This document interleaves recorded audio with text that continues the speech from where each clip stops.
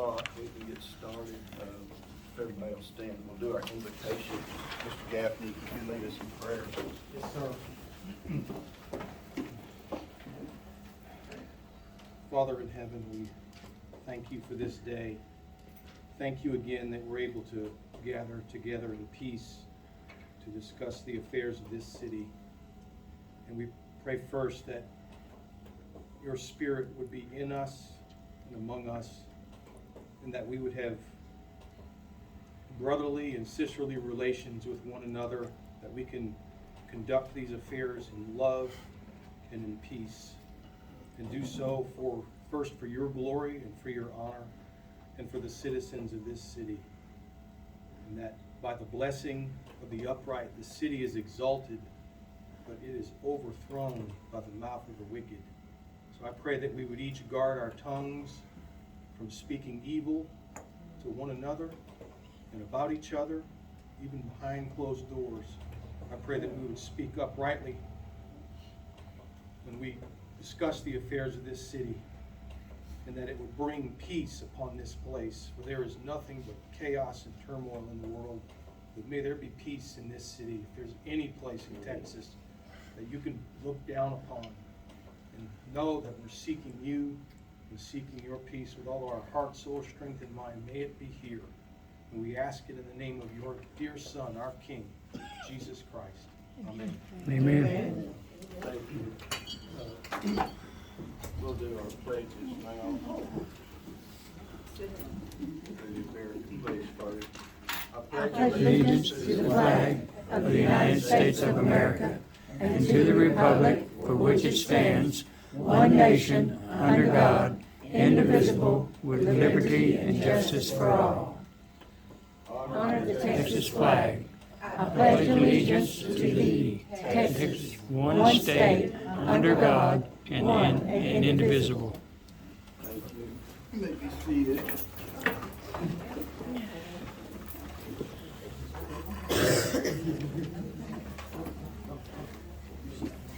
Call the public hearing to order. And this is concerning the consideration of voluntary annexation of Hutchings Place, Lot 1, Block A, being a 1.041 acres addition in the Anderson-Nick Survey A794, Ellis County, Texas, in the extraterritorial jurisdiction of the city of Milford.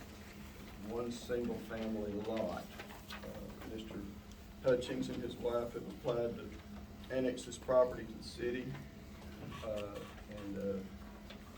I'll open it now to public comment. If anyone has anything to say about it, wants to speak on the subject, now would be the time. We will take it up later as an agenda item, but we are required by state law to have a public hearing prior to that. So if anyone has anything to say about it, this would be the time. Yes, ma'am. I don't have anything to say about it. I have a question. Okay. You said have tried. That means they have done something before. No, I didn't say they tried. Will you read it again? I misunderstood. Well, we're considering the voluntary annexation of this lot, Lot 1, Block A. Oh, okay. I thought you said they have tried to have it annexed. And my question was, no, why is it taking so long? They have applied to have it annexed. And so we're having the public meeting. We had to publish public notices in the newspapers, and we're required to do that, which we've done. So if anyone has anything to say in favor of it or against it, then I'll leave the floor open. Sir, Yes. where is this lot? It's on Franks Road. We used to call Old Brandon Road. Going on out past my house? Yes. Mhm. And it's on the left-hand side as you go out It's away like, from Milford. It's like behind Keisha Smith's house almost. Oh, okay, all right. I need to say Lele grandparents, but I don't know. Okay. It's Well, directly in front of our house. if there's nothing further anyone wants to say about it, then I'm gonna close the public meeting, public hearing at this time. And we will call to order the August 2024 meeting of the Milford City Council. I'll declare a quorum present, all council members are present, all notices have been legally posted according to the Open Meetings Act. And now we will go into the open mic session. If anyone wants to address the council, this would be the time for that. We give you 3 minutes. We have one, it's Ms. Brown. Okay. I'm Miss Brown. Ms. Brown, you have 3 minutes. I live on the corner of Shabazz and O'Brien Road, and the speed limit says 30, but the people act like they're on Yellow Belly Speedway. It's the way they drive, and I'm asking for children at play sign. Maybe that'll help. Okay, on Shabazz No. or On O'Brien Road. on Brandon?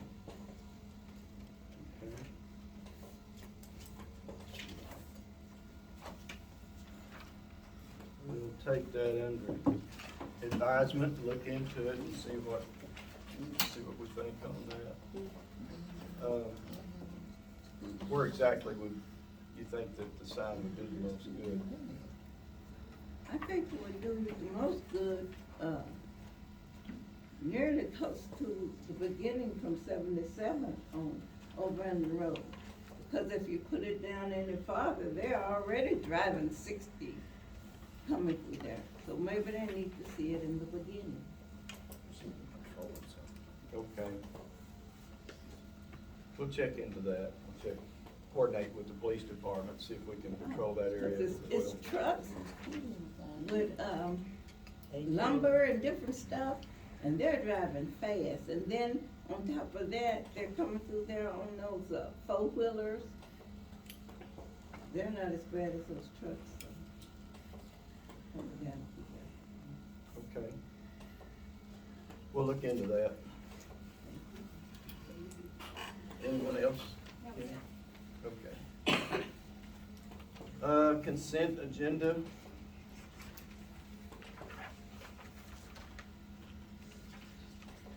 I think we have one issue with the consent agenda that I found.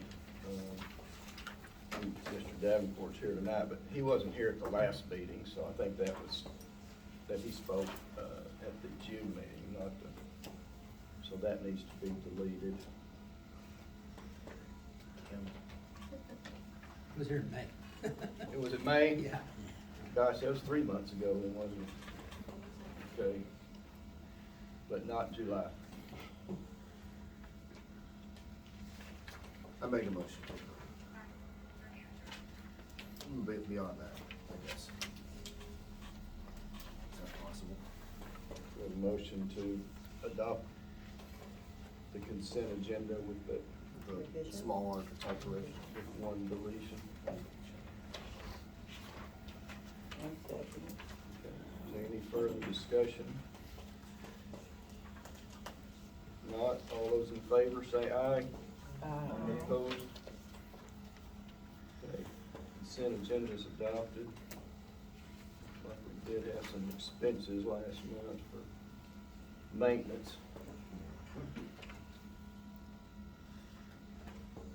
Departmental reports, parks and streets, water sanitation. I have some pictures to show y'all where just we used the HVAC truck to help us out on the water line, the one I was complaining about on Bodart. So instead of me just telling y'all about it, I got some pictures right there so you guys can see. We finally have that fixed. It was coming off of Miss Baker tap, water tap. And then I have a picture right here that I'm gonna pass around. It's showing the bridge that's on Wells Street. Got like a little crack in it, but since we have some rock asphalt in, we're gonna put some rock asphalt in there. Hopefully that'll help that bridge right there out. So we don't want that to be like the bridge on East Water Street. And this hole right here, that's the hole from on Bodart Street. Right now, we have to take 5-gallon buckets of dirt down there, you know, to fill the hole, cause, you know, our backhoe is down, so. It's just taking a little time. You see that orange, bench right there. Where's that red? That's on Weld Street, over here, Red? Weld Street. Just, so you know, from the water. Right, yeah. And this right here, I figured a pothole that's on Bodart Street. You know, we had someone complain about it, but they want us to put, rock asphalt in here, and I just wanted to show y'all this right here, just because, like, holes like this, rock asphalt will not help holes like this, because it just, we'll put it in there, and it's just on, yeah, then we just be out of money for no reason. And this picture right here is a picture of, we have, 2 pumps that was installed at the sewer plant. So, just wanted to show y'all, 2 pumps were replaced. These are new? Brand new pumps at the lift station. This picture right here, we have the fan replaced at the sewer plant, the one that everyone's been talking about in our chlorine room. So just wanted to show y'all some pictures about that. That's new. And right here, right in front of 709 Weld, right here where this guy right here, Duncan Plumbing, he's marking this in the road. We have they used a class 20, schedule 20 pipe, and a schedule 20 pipe that's not like schedule 40. It's real thin, and you can see, I have some pictures right here, you can see that it's kind of like, yeah, in the middle of the road. So, just about, and this pipe right here that you see below this, it's in the middle of the road also, where you can see it's kind of like starting to disconnect. So, just wanted y'all to see that, it's right in front of 709 Weld. Just in case we have to dig that road up one day and get that fixed. As of right now, everything's flowing. But it's in the middle of it, it's that far. It's in the middle of the road. You can see. And right now, we're just trying to stay cool and working. So, if y'all have any questions for me? Yeah, what about, Atmos and our situation? Admins haven't got back with me, with their situation, which those water leaks, they stopped. So evidently it's not a water leak. It's whenever they bore it under the ground, and that groundwater just coming from somewhere, just, I don't know. But it's popping up through their line, is what it's doing. Yeah, it's coming That's up not through- compacted enough. Yes, Right. yes. But it only do that when it rains real heavy. Whatever happened with them and all the? They never did get back with us on the, remember I'll the call them. turnoffs that's in the middle of the road and everything, so. You have the main connection? Yeah, I have a bad connection, yes. I'll call them. It's ridiculous, it's been way too long. Okay, so do we have enough, asphalt or what y'all put in there for, Shabazz and Old Brandon Road, them Well, potholes get, As of right now, we have, 2 pallets of rock asphalt, and what me and Ken gonna do tomorrow, we're gonna try to do a pallet at least tomorrow, and then just a pallet a day, you know, so, 2 days, so we're gonna try to get them all filled, so. So how do you determine priority in terms of filling in the potholes, where you start and where you end? So what we usually do, we'll try to do, 2 streets, just like we'll do 2 streets on this side of town, and then we might just we try to make sure everyone gets covered, and try to do at least 2 streets on every side of town, instead of just dumping all on one side of town. Gotcha. And then like, a lot of them holes on Shabazz, like, really just need to be regrinded, because, like, we gonna put some rock asphalt in there, but there's nothing for it to connect, to bind to it, yeah, to bind. You guys are able to do it without the backhoe? Yes, we have a blower, and then we'll put it on the back of our truck. Back Just to cut it. bags. So based on your analysis of our pothole situation throughout the city, have we established a timeline for filling in all the holes that exist? Because I think We fill them in all the time, every 6 months. it's the product that we're every 4 using months. that does not, It's just, I mean, The project it's just a schedule. pothole. It's, once it rains real heavy, like if we get a lot of rain like we did in this last, what's this, was it May, April, May? There's no way So that, just an ongoing problem that Just- we're it's gonna just have an to ongoing live process. with, endure? the only way that's gonna get fixed is you're gonna have to regrind those roads and put a crown on those roads, and hopefully that you don't create another pothole. Or concrete. That day we'll have paved roads, right, that day. And then you have to think about it, the rock, I mean, the roads that they land, it's only this thick. So if you have something like that that's this thick, because what they do, every year they put, new asphalt or whatever, they put it on top of it. So, I mean, a road like this, we only get it fixed whenever it's a pothole or something, so. Thank you so much. I wanted to mention, this culvert that's out on East Water Street. We've ordered that culvert, haven't we, Kim? Yes, we have. It should be here, I think we ordered it 2 weeks ago, so probably the next week, week and a half. We said around 3 weeks. Who's doing that?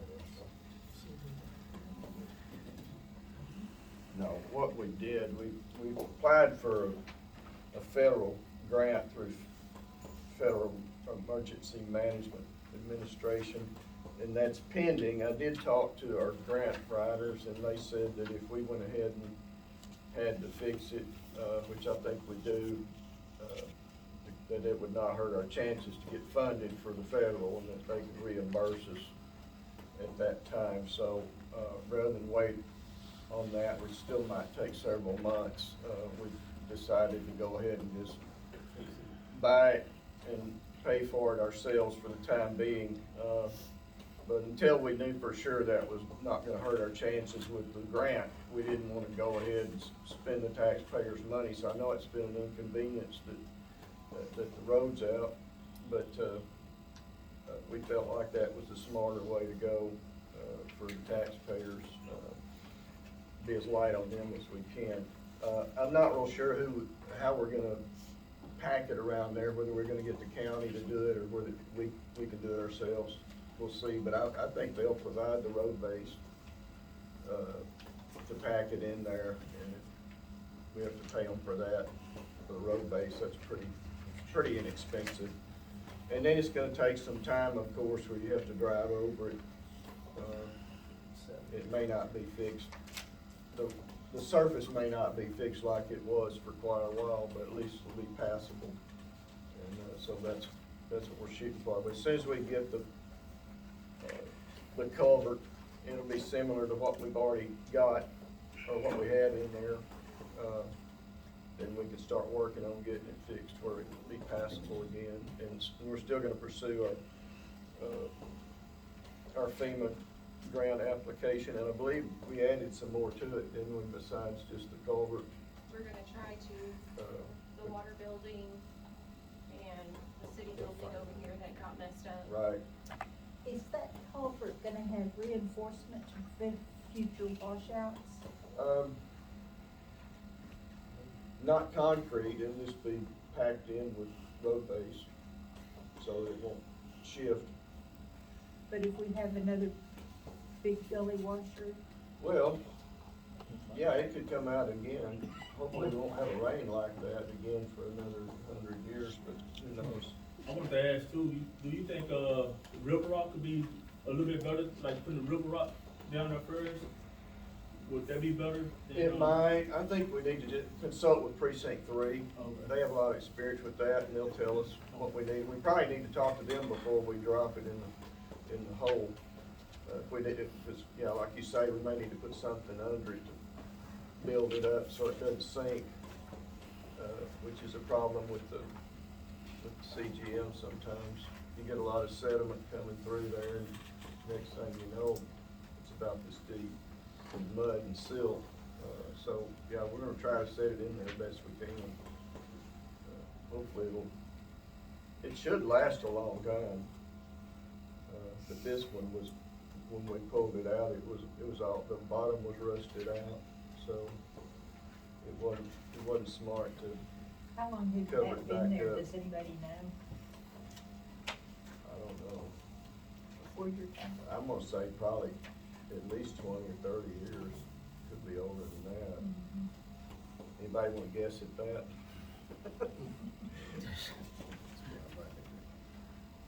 Nobody will know whether you're right or wrong anyway. Yeah, that's one of the big things we wanted to try to get done this summer.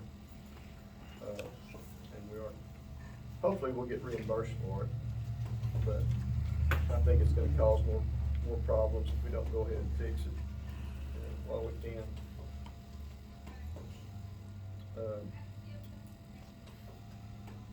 Our building inspector's ill tonight. Fire department, Jalen, you prepared to give us Yes, a report? The fire department ran 23 calls in the month of July. 21 calls where we received mutual aid, and 2 calls where we gave mutual aid. The aid received is EMS calls too, since we ambulance, it considers allegiance, aid given for us.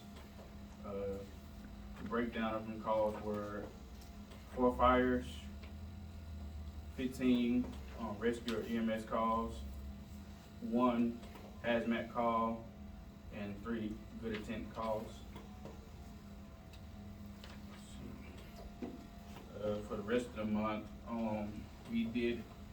we sold and delivered our brush truck 1652, so their truck is no longer in service.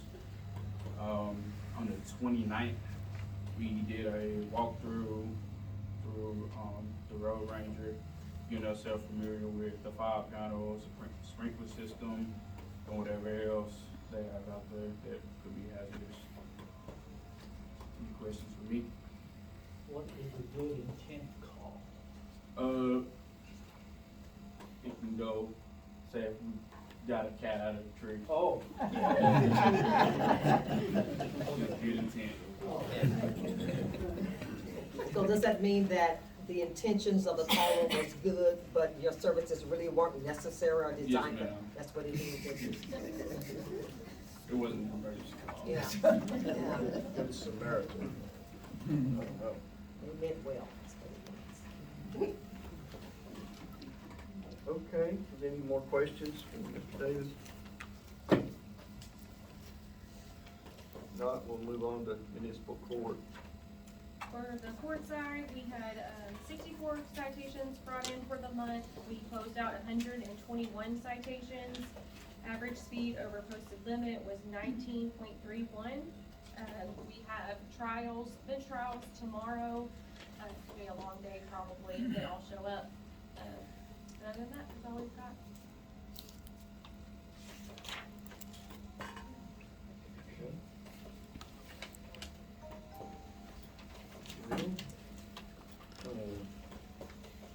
Go to police department. Go ahead.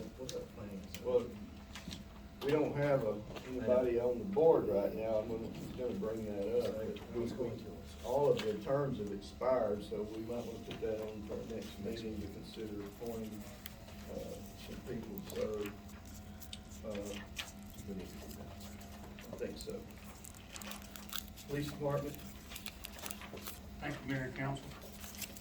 I'm getting a little bit better grasp of what's going on over in that office and a few things, getting out and about. Kim and the staff have been fantastic. Wish the guys, there's a lot of help. Everybody's been really helping, getting going, getting my feet on the ground. As far as the monthly report, you will see the July report. It is a little bit different than you've been seeing. You have the little bullet points, but then you have all the actual meat behind it.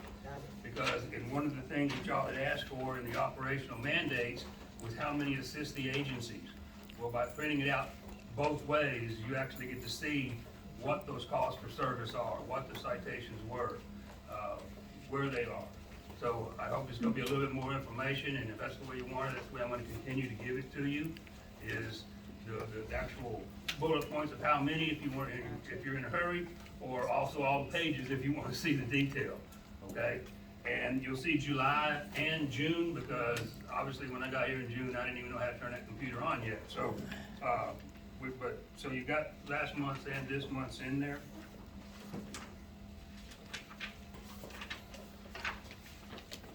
The next thing is the Italy agreement. You will recall that we have a interlocal agreement with the city of Italy. If we don't have anyone on duty, they cover. If they don't have anyone on duty, we cover. First weekend I was here, I got a call from the county, gonna send me someplace, and I said, what about Italy? And they said, well, they got a phone call saying they're not gonna do that anymore. Long story short, we discussed it. We're in a temporary fix for 1 month, because they can't just stop, they have to give 30 days notice. So that's where we're at right now. They're having their council meeting to see if they're gonna continue to do it, and if we get an agreement, then it'll come to y'all for you to sign. But you see the agreement that I put in there, the temporary one, plus the one that is actually in effect, the interlocal agreement. So we're currently working on that situation right now. Yeah. Aren't they, they're meeting right now, aren't they? That's my understanding, they meet at the same time y'all do. Right. It's my understanding they're gonna have this on their agenda tonight, so hopefully after tonight we'll know. Yeah, hopefully What after their the, position is gonna hopefully be. they agree to it and continue the agreement, and not just have it on the agenda and say, hey, we're not gonna play anymore. I got no idea which way it's gonna go, I'm just saying it's supposed to be on their agenda, yes. Did they have a reason for, If they did, they didn't intimate it to me.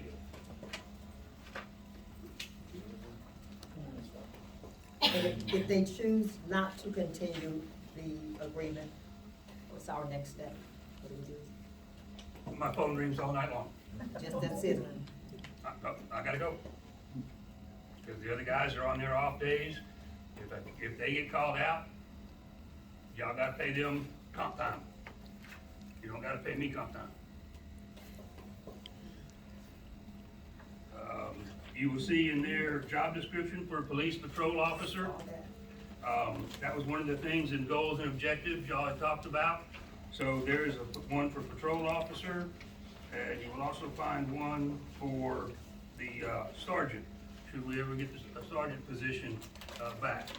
There's gonna be a little bit of tweaking I need to do on them, but for all intents and purposes, those are pretty much done. You had also asked about evaluations. Yes. Okay, the first one you have is actually the one that's currently the city policy right now. It's several pages long, and it doesn't really meet what I would necessarily be looking for. So I've got one that is obviously abbreviated, but it can be more pertinent. It's more objective than subjective. And that's the second one, and that's the one that I'm gonna try out with the employees and see if that works, instead of the old one that is just fill in the blanks. Because the new one allows me to actually visit and talk about it and come to an agreement one-on-one, and then document what's going on. You had also talked about in operational mandates, the periods of time you want people on duty. If you look at the first chart, that is the schedule that you had requested. That is how many of those little blocks. There are 744 blocks unless I messed up in my county, okay? 31 days, this is for the month of July. 31 days for the month of July, 24 hours in a day, 744 boxes. Each one of those shaded boxes says there's somebody on duty. Okay? If you look at the next one, that's what we currently have. There's actually more coverage with what we're doing right now than with the one that you had requested. Of course, the times are different. I would prefer to have most coverage at night, not necessarily the daytime. I'm here in the daytime, I can cover what has to happen in the daytime. But at night, I would rather have the officers out there working. So that is the one that we're currently doing. if council wants to go to the other one, we will try to make it work with 3 people on 12-hour shifts and me working 5/8. There's gonna be some overlap and we're basically wasting assets if we do it that way. The next one is the one that we may be going to fairly soon, and that is because school is open. That allows me to be in the school zone at 7 in the morning and at 4 o'clock in the afternoon. That will give us that coverage, basically putting me on the same schedule as the school district. Only I will always be coming in on Friday as well. I don't know how many hours I came in, about a little over half the day on Friday, to continue, because there's things that have to be done, and that's just what it's gonna be. So I will probably be going to the third one. You still see all the different blocks that are filled in, that means there is coverage. So the one with the most coverage is the one we're doing right now. If I switch to the 4-day work week, there's a little bit less coverage, but it's still gonna be there. Okay, just some of the things that I'm finding, and I'm not trying to in any way, shape, or form make anybody upset, but I'm finding some issues with the police department that are gonna have to be corrected. I'm finding things in that office that should not be in that office. I ran one through the computer and it come back stolen out of Dallas. And it's been sitting in that office for years. Okay? So there's all kinds of little bitty odds and ends. Some of them aren't so little, like stolen property in the police chief's office. The seizure files aren't accurate. The district attorney called me and said, hey, we gotta give a car back, we're not gonna be able to seize it. And I said, okay, tell me about it. I had to call her back in a few days and say, I can't find any paperwork where we ever seized it. So there are some things we're finding. We are rectifying those. When I'm done, the next person coming in after me is not gonna have to figure out where all this stuff is and what it's there for, okay? We have some internal training issues we're working on. We have what's called a NIBRS report, National Incident-Based Reporting System. It goes to the feds. Apparently, we have some reports that have not been approved by NIBRS and the feds since February. And they send them back, and now they're on mine. Now I have them, and now I'm getting them fixed, and we're gonna be square with the feds.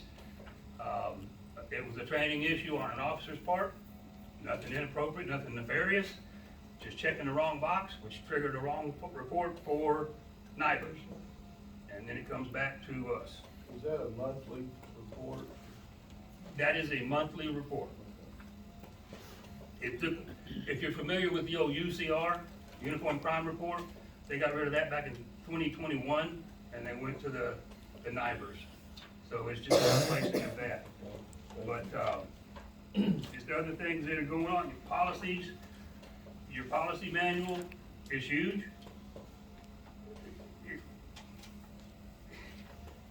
There may or may not be need for all of it in there. It says none of the policies are good unless they're signed by the police chief. I've checked with the 2 officers, they have a copy of it, and none of them are signed. Not a single copy anywhere is signed, make it go into effect. That's being rectified as we talk. But, so we're gonna get all of this, it'll all be square, it'll all be right. Been meeting with the school district. I've already had a couple meetings with them. Ms. Rayna, the security meeting, the safety committee, we're already on board with that. And, we're looking at that, I'm gonna give that to the officers as well, because we don't know what the shifts are gonna be at some point. They may be on days, or heaven forbid it happens in an evening event at the school district, and the guys will be on, so I'm gonna share it with everybody. But we're working on all that and, rocking and rolling. And the other thing with your mandates, that no police department personnel will be taking their cars home, because I keep getting called out. I would really like to take the car home, because I got a Milford mailing address, a Milford physical address, and the fire department has to wait for me to get to the station, get a car, and then get out there, and it's tying up their assets, because I've got to make 2 trips just to make it to a scene. And sometimes I drive by the scene and say, I'll be back in a minute. So, if council would see fit, I know it's not requested for an action item, but just, at some point, if we could address that. Thank you. Two questions. When somebody doesn't have insurance, you give them a citation, right? No insurance? If they don't meet financial responsibility, yes, sir, you don't have to have insurance. But if you go and post a bond with the county that says you're gonna be responsible for any financial obligation you have, yeah. What do most Americans do? They can't go down and post hundreds of thousands of dollars worth of bonds, so they buy insurance. But yes, sir, technically you're right. It's a citation. But, so they don't have any insurance, you give them a ticket, you don't let them drive off, right? Not supposed to. Because the liability just incurred on us. Yeah, Right. okay. I just wanted to- What about somebody with no license? Same situation. If I allow an unlicensed driver to drive off, and then half a mile down the road they kill somebody, you can't write that check.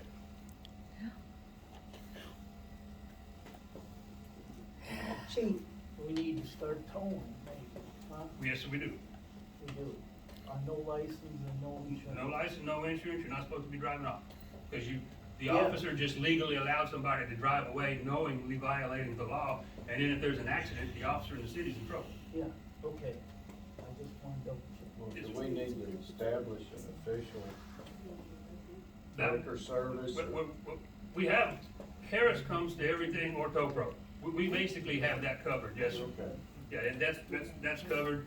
I just need to make sure that the guys are aware that, and I'm sure that is in the policy, if it's not, it will be, that, yeah, you can't allow an unlicensed driver or somebody driving illegally, if you will, no insurance, no financial responsibility, or whatever, you can't allow them to drive off, because then if something happens, they're in trouble.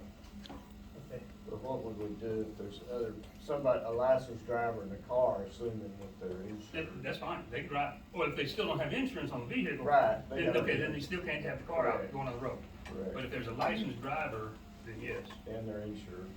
right. What about these four-wheelers that come up and down the road at 50 miles an hour? The state of Texas has allowed some of that. The city, of course, has an ordinance that allows some of that. If you ask my personal opinion, it should not be allowed to happen. If you're familiar with the incident in Maypearl, about a little over a year and a half or so ago, 2 years ago. Basically, in my opinion, it's not a matter of if, it's a matter of when. That's right. They're gonna cross 77 and they're not gonna be paying attention. Right. I know. And not too long ago, there was a child that was almost struck by the four-wheeler because they were going too fast and they weren't paying attention. The state of Texas does allow it with a city ordinance that says you have to obey the state laws as far as a roll cage or a helmet and seat belts and tail lights and headlights. There are ways you could do it. We also have a problem I've been told about go-karts. Well, go-karts do not fit within that law, so we're not gonna be having go-karts anymore if we can get them to stop. But, yeah, there are parameters in which that is legal. I know when we was in Avalon and Highway Patrol stopped someone in one of those, things that they drive on the road, and he told them, "You're not supposed to drive this on the road, this is a $5,000 fine." He said, "I could charge you $5,000 right now," and that was the Highway Patrol. That depends upon the way the city ordinance is issued and what kind of vehicle it was that was on there. And it's supposed to pertain to city streets. I need to verify, I didn't know the city council could allow that to happen on a US highway. Okay, cause that's, technically it's within the city, I understand, but that's a US highway, that's not a Milford City street. So, I've got some clarification that I need to do on that, but I've already checked into some of it. And yes, depending upon the way the ordinance is written and the vehicle, it is legal. I think part of the problem with some of this is public awareness. I don't think a lot of the citizens know what their parameters are. And, I guess we're gonna have to have some kind of a flyer or something to for public awareness about, you know, how the, Kim and I have gone back a little bit on the Milford PD Facebook page. We're trying to figure out exactly who has control of it and what. Cause if I get on it, then we'll be updating with what you're talking about. Oh. Public awareness, information that goes out, stuff like that. Think we need to I have one go ahead. comment. Okay. Coach Ed, you made mention of the employee performance evaluation that is a part of city policy and possibly replacing that with a more open-ended, collaborative, and objective form of evaluation. With that in mind, as you were engaged in your needs assessment of our police department and every aspect thereof, did you discover in personnel files any of these evaluation forms that have been completed? I have yet to find a single place where the police department did a personnel evaluation. Doesn't mean they don't exist, I haven't found them yet. There's no record. They're not in their personnel files, because I've been through their personnel files. Got it. Thank you. Are there, excuse me, are there background checks for applicants for you? Oh, yes, ma'am. Yes, ma'am. It takes a long time to get hired to be a police officer. Do you think we need to look at having an ordinance or revising our ordinance on the four-wheelers? If you're asking me as the police chief, yes, I would like them not to be allowed to be on the street, okay? Unless it's, you have those that are golf carts and they can go within, if you live within 5 miles of a golf course. I don't recognize one of those in Milford, okay? So some of those, the neighborhood electric vehicles, they have passed specific laws for those. But just the UTVs, the big, fast, they're not going to a golf course, they're just running the roads on them. Yes, sir. Is there a way to revise it so that we can't accommodate some of the folks in the neighborhoods, and as long as they stay off of the main streets? Surely, whatever council wants to do, we can take a look at it, and I'll be more than happy to assist.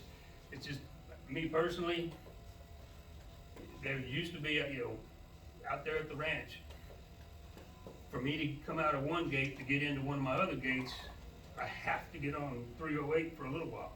That's actually written into the law, that's okay. And then they started changing the law to allow all this other. And I think, like I said, I think we're gonna have a April incident. We had talked about, one point in the past, I can't remember when, but about not allowing the ATVs on 77, and that would mean don't cross. Correct. So if you're coming from this part of town, you wouldn't be able to go to the store, you'd have to park it on this side and walk across the street. So I don't know, it's just something we talked about it one time. I'd be more than happy to work with council on that. I mean, it's whatever council decides, but if you're asking my personal opinion, yes, sir, I wish we didn't have them on the street. And then, of course, if you're on this, live on this side of town, you wouldn't have to cross 77. But then that creates another hazard because you got people on foot, so, we have, I don't know what our traffic count is on 77 now, but it's a daily, but it's a bunch. And, but of course, that's up to the state, that they're ever gonna put a blinking light or, you know, up and down Cross traffic Main, light. they're flying down Cross Main. Well, in our area, they're flying. Uh-huh. They back and forth. Yeah. From Friday to Saturday night. No, about Sunday. And it was 2 and 3 o'clock in the And I stay on morning. Elm Street. I don't know if we got a curfew for the kids, but 11:30, 12 o'clock, these folks still riding, these kids still riding. Yep. So, in this stop sign, don't nobody stop at them. Nobody. And I'm on the corner over there, so if they wanna come through my house, they better have some good insurance, cause they gonna pay to come through my house. You're talking about Elm, Yeah, don't the they stop come? sign. Yeah, don't You know, nobody there's stop not at them. one by my house between me and the Presbyterian church, there's Yeah, no, but I still stop. Well, I do too, cause I don't wanna get run But I'm over. talking about on Elm Street, they don't stop, the But I'm cars just don't saying stop, that- school's in, they get to my house and my driveway, the stop sign way back there. So, Right. yes, I don't know, just, Well, we might need to do some public awareness too, to try to slow people down and, I don't know, it's just a town is growing and people are in a hurry and they're gonna have to Because have to the slow it potholes down. have been filled in it pretty much, Well, and that slows us down, we used to slow That's us the, down. that's the dilemma there, you fix the streets and make them nice and smooth and people drive too fast on them. Human nature's hard to get ahead of sometimes. I think we need to take a moment to acknowledge and thank Chief Edge for the evidence of the quality and accountable service that you are affording our city. We appreciate you, sir. Thank you, ma'am. Yes, Yeah, indeed. very much so. Super job. Is anyone here for the annexation? No, okay. I was gonna move that up in the agenda to accommodate if anyone was here, but if not, we'll just leave it where it is. Number 5 would be discussing possible action to approve a variance request from Milford ISD. I see we have Ms. Rayna here, the administrator, and several members of the board. I don't know which one of you wants to speak, but we'll let you tell us what you want and why. So you've just discussed a huge part of the challenge that we're facing with the school district, and that's the growth. As of today, we have 274 students enrolled at Milford ISD. Last year at this same time, we enrolled a little over 230 students. End of the year, we had 260. We ended the year with 260. That's how much growth we saw over last school year. And then we've started today with 274 students. So we're growing. So you all know that precipitated the board's decision to go out for a bond.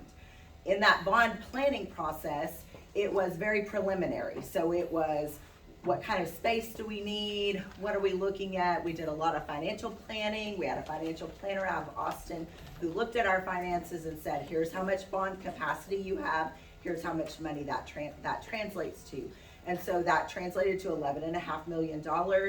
And we squeezed every bit of space we could possibly get for $11.5 million. So we had preliminary floor plans for the new building.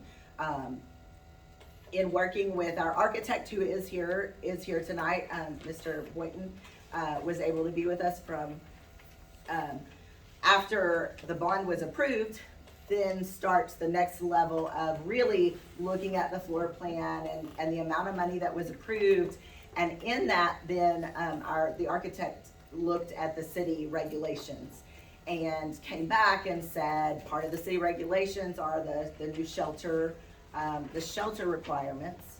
And the shelter requirements, there's a letter in with yours from our construction company who looked at what an estimated cost for the building would be. And in order to meet the shelter requirements as they stand, it will cost the district approximately another $1 million. That is just puts a financial burden on what we would be able to do. So the board met and wanted to request from the city a variance for those shelter requirements. We are still going to build a sound, safe and secure building for our students.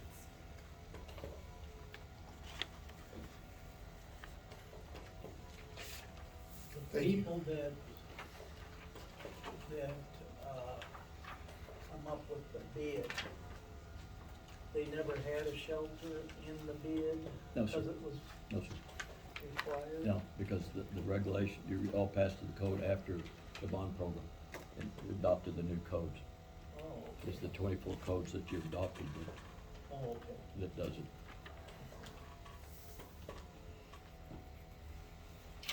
What does the old code go back to? It has some storm shelter requirements, but not nearly as severe as the new ones. The new ones require us to build a storm shelter that is not only for the classrooms we're adding, but for the entire campus. It also requires us to put in toilet facilities that has portable water and sewage for a duration of 72 hours, plus emergency power and emergency and ventilation. How big is this building? Well, the only building that we could do the only space that we could do to accommodate all that would be the gym and the locker rooms. And that's part of the building. So to add water to the gym is $1 million? No, no, sir. It's the structure. We had to build Stuff. it, huh? Itself? Yes, The sir. structure itself? Yes, okay. yeah, I've said, So it doesn't that's have some of to the be- part, that's some of the, under the regulations to build a storm shelter, in theory, that building, that entity would stand by itself. If it's inside of an existing building, it's a storm shelter, and then if the building falls down on top of it, it still has to withstand that, or if it's a freeze, you know, like say the gym would be its own self-contained structure. And so that's why the toilets are included. Quite frankly, the code is written basically for a hurricane, or shelter in place, like they have down along the coast. I don't know if you've ever been. Tornadoes here? Yeah, well, tornadoes here, and I don't know if you've been in a tornado, but they don't last very long. You know, the one that went through my house, I barely got my wife in the closet under the stair in time for it to hit before it hit. But so you know, that's the primary deal. It's the emergency power, the water, the sewer, and the structure. The structure is the big deal. How big of a structure does this have to be? Well, under the new codes, I had to accommodate all 270 students plus staff. So it would have to be the gymnasium itself. We in the design, we have a competition gym with seating, and then the locker room for both home and visitors, and it would have to be those locker rooms. Well, this has to be underground, right? No, sir, it doesn't have to be underground. Well, what would be the difference between what, shelter that you would have to build under the prior code and this one? Well, we wouldn't have to necessarily build a storm shelter at all. That's what we're asking waiver on.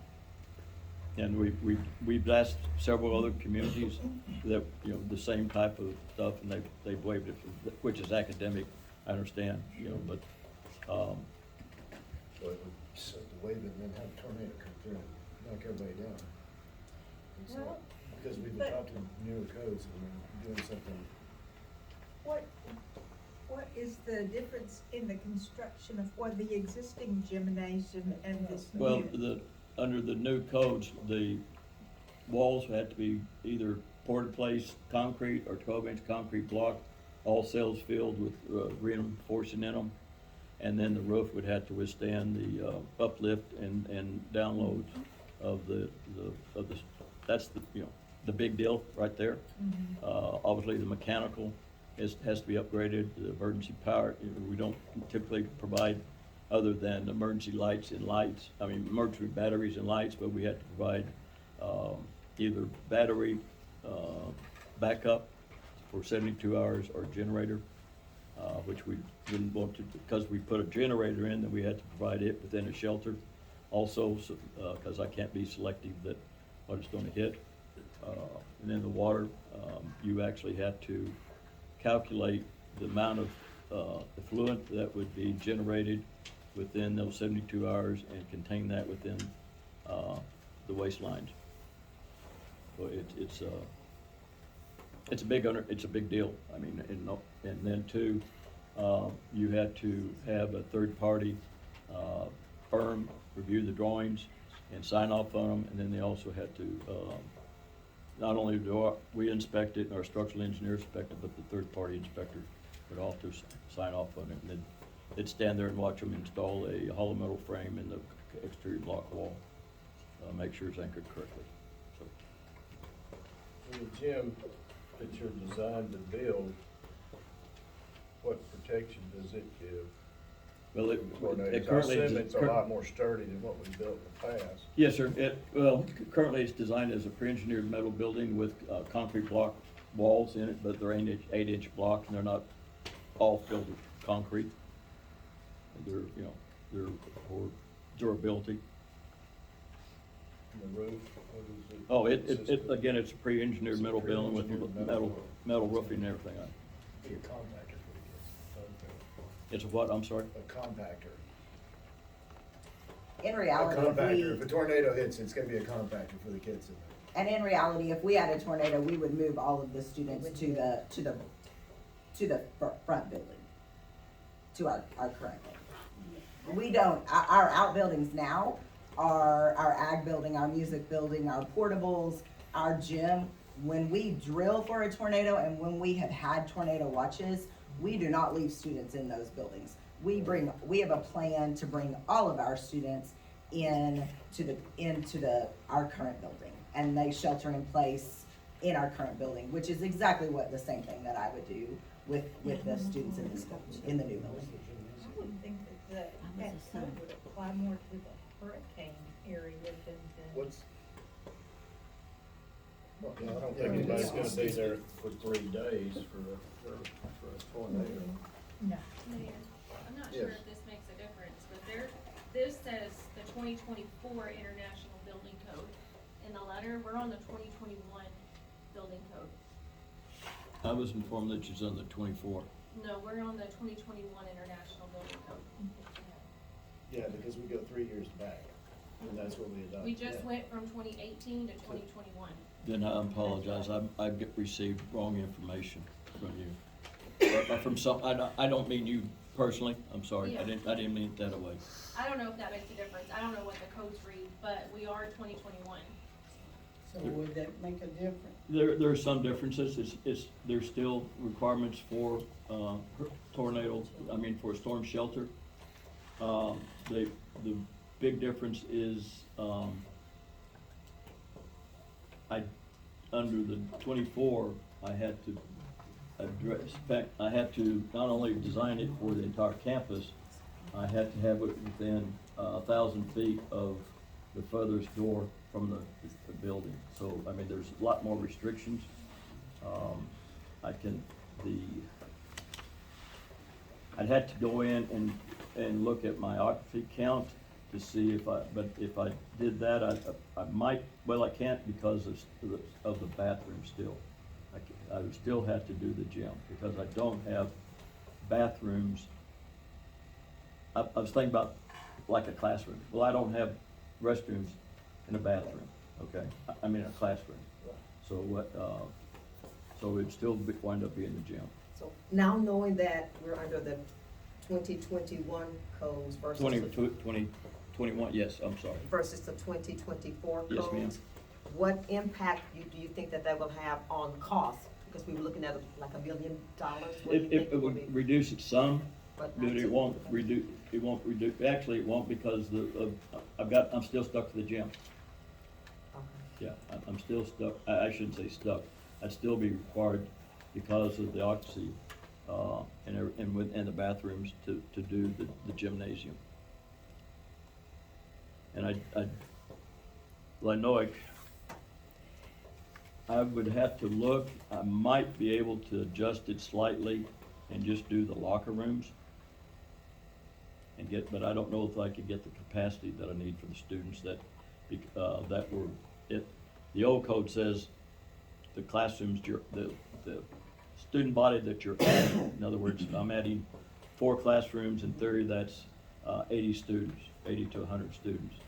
That's the number of people I'd had to figure out getting within the shelter. And we're adding 6 classrooms, yeah. So, but I'd be surprised that I could do it, not unless I have somebody standing on top of a toilet or something like that. But, anyway. Yeah, I was sorry that I misunderstood the information. I wish I'd known that before this meeting, because then I would have been a little more prepared to address it from that standpoint.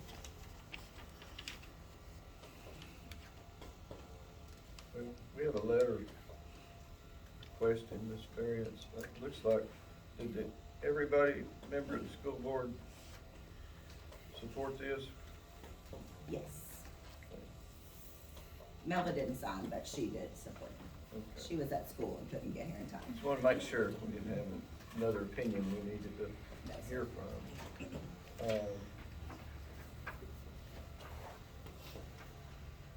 Well,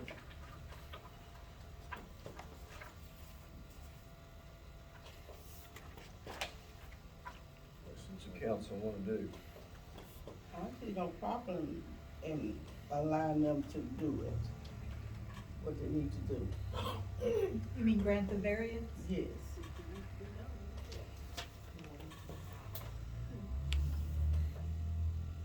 It'd be different if it wasn't a need, but it's a need. I can imagine for a community our size to have. They never heard of zoning in Let's go, Michelle. Maybe we should table it for 1 month and give him a chance to look at the 221 code. That's fair. And let us get a That'd be- better That's understanding fair. of exactly We what's can- gonna we be can move on, involved. yeah, because Yes. quite frankly, we've not been able to move forward with the design till I know Okay. what game I'm playing In a with. month, yeah, next meeting. Okay. If the council is in agreement, but I don't think it's gonna change my need or my difference. Uh-huh. Quite frankly, like I said, with, I don't think it will, but I'm obviously willing to look at it, but I don't, because of the restroom facility. The real big thing that's changed is now that they've increased the requirements some, but the main thing is now I have to provide for the entire 270, 300 kids, plus staff. Students that, in the event of the storm, the tornado that Right. it won't come, but in the event of that, it's as Ms. Rayner forestated, there would be no faculty and student body in that gym anyway. That is correct. They would all be moved into the main Yes, ma'am. building, you That's, know? that's what, I'm sorry, I shouldn't be speaking for her. Yeah, that's right. Yes, ma'am. So,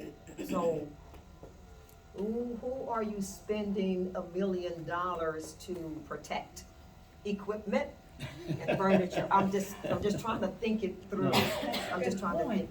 That's a good point. Yeah, $1 million to make certain that gym equipment, student desks, staff desks, and volleyball nets are destroyed. You forgot science lab equipment. That too. Well, the thing is, like I said, it's I'm going to have, without the waiver, I'm still going to have to do the gym. So whether I have just for the 6 classrooms I'm adding or the entire campus, my gym is obviously going to be large enough to accommodate the entire student body. So that, it's not going to change. And I guess what we're asking for is a variance from the requirement to build the storm shelter, period. With a 21 code or 24 code. And I truly do apologize. It's embarrassing to me that we got the wrong information. Well, if the variance is not granted, where does that leave you? Just not able to do certain? We're gonna have to cut classrooms. Yes. I mean, because they've only passed a certain amount of, not unless you wanna write a check for the difference. No, but I'm not trying to be facetious, but seriously, it will, and we've discussed this, that if I've got to spend another $1 million, or they don't have it. So it's, I either have the money and spend it, or I don't, and I had to cut back. And we worked for extended amount of time getting it down, because we worked with the construction manager at risk on our budget, and getting it down to $10 million is our construction budget. You'd have to just do less buildings, or fewer buildings, because you're not gonna change the design on the buildings. Well, I guess to make we'd it have less to, expensive. and I don't know how I'm gonna do it, because I've got science classrooms on one side and regular core classrooms on another. And I'm gonna have to whack off some classrooms and rearrange, and there's gonna have to be a decision made by the school as to what the priorities are as far as science classrooms versus core classrooms. And I've been in their science classroom, and I tell you, they need a new science classroom. I have a question. Yes, ma'am. Okay, the total budget for the school construction is a little over 10 million. And this additional storm shelter is gonna be approximately 1 million. And didn't I hear that we could possibly have $11.5 million for the bond? The bond was $11.5 million, but that's just the construction cost. So we had to pay the financial planner, we have to pay the architect, we have to pay the construction company to manage the project. So we have to pay a surveyor. Okay, so there's not $1.5 million over. No, Okay. because, Okay. yeah, Just trying to we've set that understand. aside, we've got to buy furniture, Sure. for the new classrooms and administration, all Okay. that, so, yeah. And at the rate the kids are coming in, they gonna need them classrooms. Right back at ground zero before we know it. Ninth grade is split, am I We right? have 34 students. We got in ninth 34 grade. students in ninth grade alone. You're not counting 10, 11, We 12. have 149 secondary students.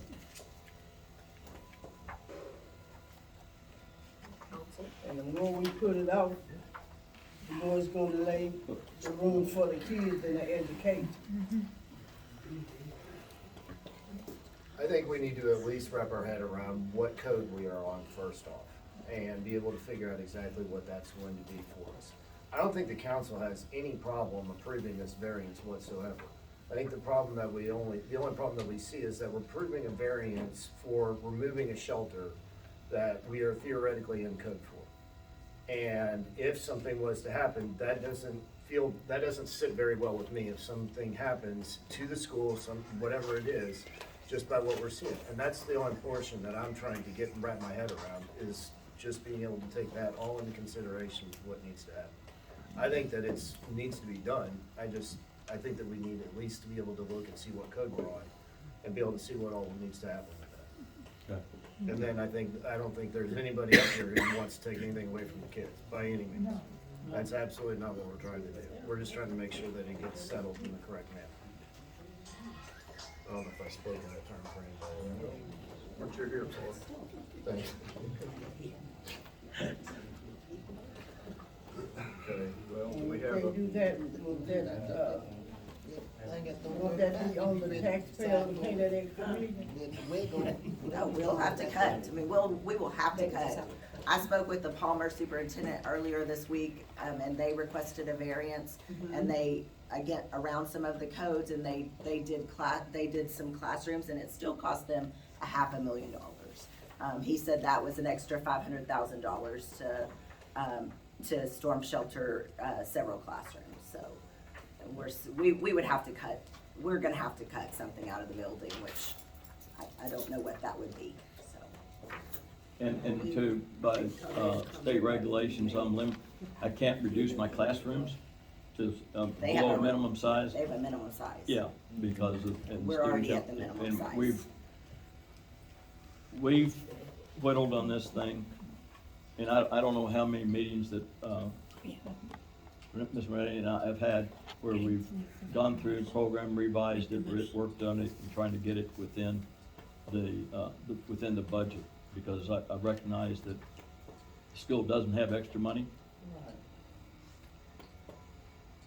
does the state have any requirements on this, or not?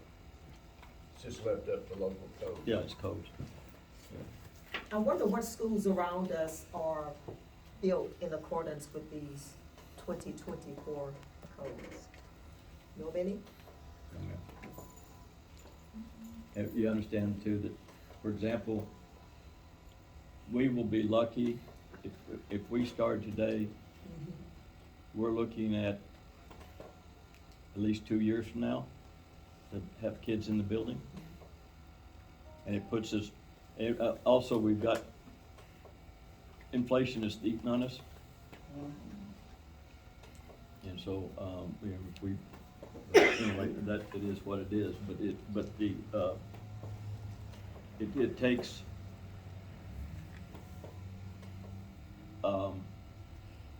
extended amount of time to get certain materials.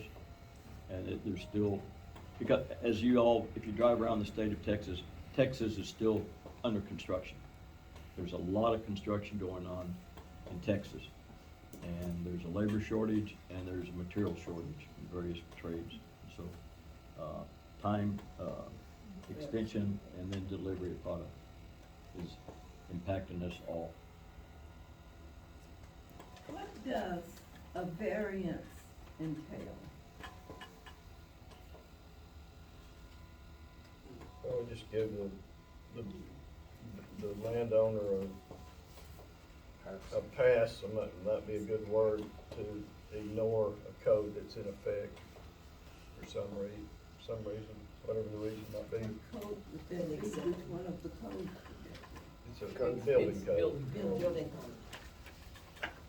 What do we know? Have decided what to do yet? You want to Yeah. table it, approve it, or? Obviously, cities, I'd like, Do we have a motion, or? I'd like to table it for 1 month. That sounds good. Do we have a second? I'll second it. Okay. Any further discussion? All those in favor of tabling the request for variance for 1 month, say aye. Aye. Any opposed? Aye. Okay, we got 2 opposed and 3 in favor, so I guess we'll table it till our next meeting.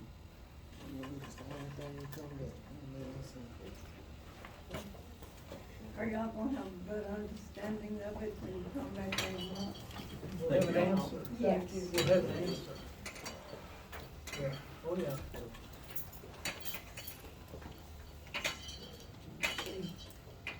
Well, we'll move on to number 6, discuss proposed subdivision on East Water Street. Is there anyone here that wanted to address that?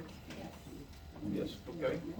Renee Gillette, I'm a real estate broker, so just doing some due diligence on this subdivision. Just getting conflicting information, so I asked for it to be put on the agenda so I can kind of tell where it is and what it's lacking, so therefore we can move forward and wrap up the project. Okay.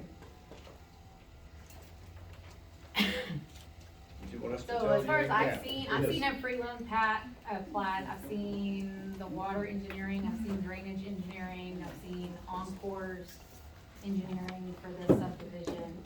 I have not been able to locate like a signed prelim plat from the city. Well, there's not one. So I've done subdivisions before in the Right. past. So with Encore, with them approving to do it, would take approval from the city. So that's where I'm getting the conflicting information. So I don't know how long this has been a discussion and what it's needing to be done. So as far as infrastructure is, as far as I've been told, sewer just needs to be okay so they can run the lines and then sewer hookups can be done. Now, I don't know if that's 100% accurate, I'm not sure, so. No, there's never been a preliminary plat approved. There's never been a final plat approved. There's never been any engineering approved. And it would have to start with a preliminary plat. I think, did we send you an email with the subdivision ordinance Yes. attached to it? I'm aware, so. That's how it has to be done. So there's nothing pending and nothing's been approved, so. At prior meetings, I've noticed that it's been on the agenda and discussed. Well, Is it's that been not correct? discussed, yeah. And we had a lawsuit. There was a trial in January. It lasted 9 days that dealt with all this. And it was contended by some that it had been approved at various levels, but it has, never was. It's just discussion. And then the landowner did what he wanted to do on his own land, but it wasn't any city approval. So is there a timeline when city needs approval for that? Because it's typically 30 days you have to make a decision on approval. From the time it was submitted. Whatever's in the ordinance, I think that's right. It goes to the planning and zoning commission, and then if they approve it, it goes to the council. So what do we do if there's no planning and zoning? Because I heard at the Well, beginning we'll that have they've to- all expired. We'll have to appoint some people, and hopefully we can get that done at our next meeting. So, but legally, I can turn it in today, you have 30 days from today to approve or deny. Well, So, I don't know. that's kind of where the holdup is, so all of the stuff's been done, so I can turn it over into a packet.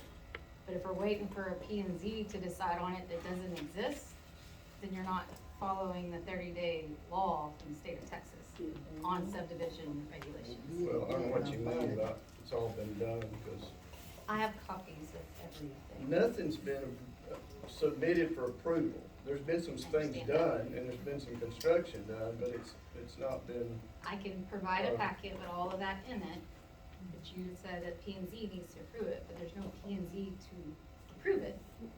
So I'm trying to figure out what Well- needs to be done in order for this process to be completed. we'll have to. It would go straight to council. Yeah, Yeah. it could go straight to council, right? Are we talking about the property that's on other property? Yes. Okay. Yes. So there's already houses on it, I guess, on the existing plat that was approved, so this is property behind that structure right Yeah, there. that was a different plat, Yeah. different owner. But we got from the court, what's the court say? Is this still his property? Yeah, what has Yes. been, As far as we know, I know that there's a lien on it, or a judgment. And I'm not sure what the status of that is, because that's the cemetery that handles that. what was decided about the sewer lines? Well, what he put in across the cemetery's land was considered a trespass, and, so it was taken up. Oh, it was It taken. was taken up, yes. And, anyway, like I say, a judgment was entered. From my understanding, all that's supposed to be completed by the end of the month. Well, yeah, if it's paid off, then that's good for everybody. But I was concerned as a human being, I wouldn't want somebody to invest in something that wasn't gonna be there in a few days. But that's not my call to make, so. But those arrangements can be made with, the cemetery has an attorney. Yes, and that's between property owner and Correct, cemetery. right, yeah, that doesn't involve the city. So all we do is we'd review a preliminary plat, and if we approve it, then it goes into the phase of dealing with engineers and things. And since things have already been constructed, I would assume our engineers would probably just need to look at what was there and determine if it's up to our codes or not.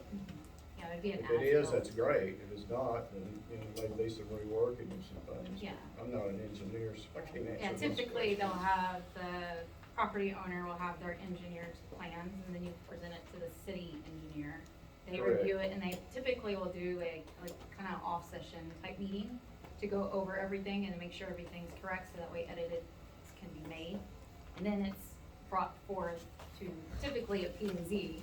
They review it, and then they make the recommendation to city council whether to deny or approve, based on Right. legalities of the ordinance.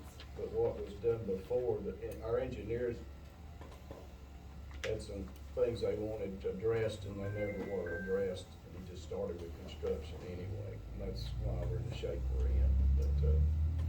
But, yeah, So if, theoretically, if I was to go tomorrow to the city hall and say, here's my packet, put me on the agenda for next month, well, we'd start working it, yeah.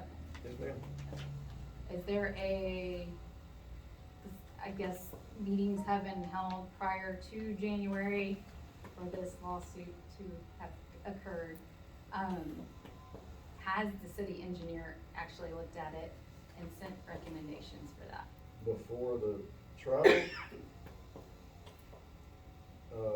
Ever? they sent a letter back about, it's in January of 2021, but it never was addressed. Who's they? Is that Freeman Milliken, our engineers? Is there a way to provide a copy of that letter? Probably so. Or a way to show, like, certified mail, anything saying that a letter. Yeah, I don't know why it sent or matters received? though, because it's done. Well, if the meeting was already held and they've already reviewed the plans, then a letter from them stating what they need would be helpful. Well, if you're gonna have the same plans, maybe. Yes, they are Sure. the same plans. But, like I say, you may want to have them evaluate what's already been built. Cause we don't know if that was according to the plans or not. Still need to see what the city engineer. Well, sure, had I'm sure that wanted could be to- done. Yeah, We can probably get that to you. yeah. I don't know exactly where it is now, cause it files look enormous, but, yeah. Cause on my end, I That can could be just do done. an open record request and there's 10 business Right. days to provide that. Well, to respond, Yes. not to provide necessarily. To respond with requested documents. yes. Right. So, Well, I'll see if I can dig that out for you. I would do that as a personal favor to you, so you And I'll don't have to give- go through the open request, but, yeah. and I'll give him, she has my contact But information. again, that was a review of plans that were submitted even though there was no preliminary plat. But that may not help you any because there's already been construction and it may not. It would just be an as-built based on the plans that were